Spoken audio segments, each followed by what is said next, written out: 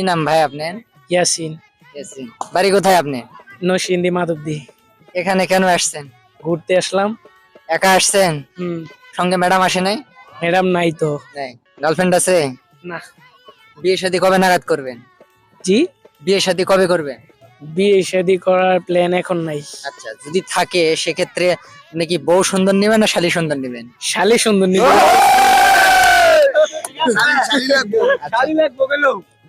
বর্তমানে বাংলাদেশে Russell viper নামে একটা সাপ বেশি ভাইরাল।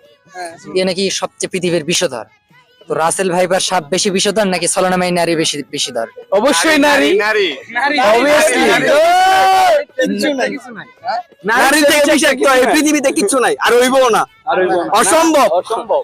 অসম্ভব। রাসেল ভাইপার সাপকে ধরিয়ে দিতে পারলে গভর্নমেন্ট 50,000 টাকা পুরস্কার ঘোষণা করছে।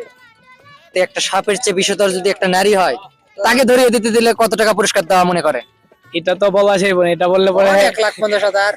না না না না না, পরে এটা বললে তো সরকার জিতে যাইব। এটা বলা যাইব না। এটা বললে বিয়ে হইব না।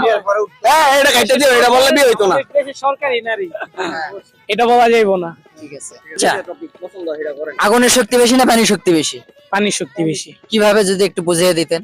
পানির শক্তি বেশি বলতে কোন জায়গায় আগুন লাগলে তো পানির দ্বারা কিন্তু নিভাইতে হয় এটা। পানির দ্বারা নিভে যায়, কিন্তু বর্তমান যে প্রেক্ষাপট সেই প্রেক্ষাপটে কোথাও আগুন লাগলে আমরা দেখতেছি না যে পানি আগুন নিভাতে পারতেছে। আগুন লাগলেই সরকার।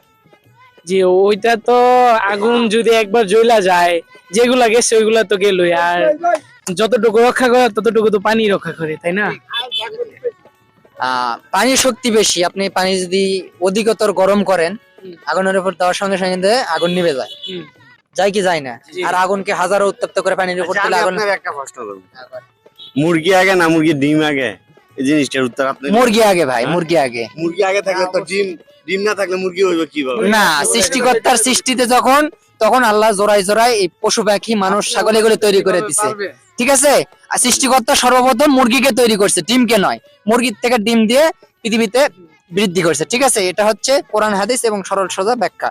আর এমনি বিনোদনমূলক বা ধাঁধা সেটার হিসাবে হতে পারে হয়তো বা ডিম, হয়তো বা মুরগি। ঠিক আছে, ক্লিয়ার? ক্লিয়ার।